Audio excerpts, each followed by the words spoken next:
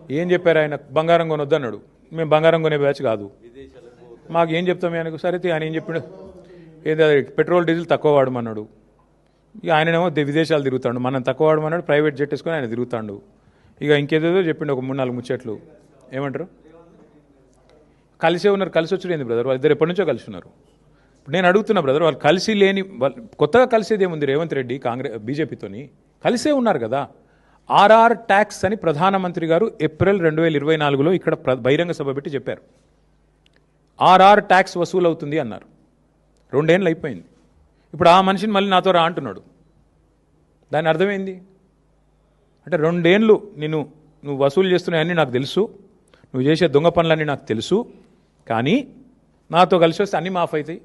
Washing machine, washing పౌడరా ఏదో అంటారు చూడు, వాషింగ్ పౌడర్ నిర్మాణం ఏదో, వాషింగ్ మెషిన్ అట్లా నేను చూసుకుంటా బిడ్డ, నువ్వు రా అని అడిగాడు. కొత్తగా వచ్చేదేముంది? చూడరాదు, ఎన్ని ఎగ్జాంపుల్స్ ఉన్నాయి, 100 ఉన్నాయి.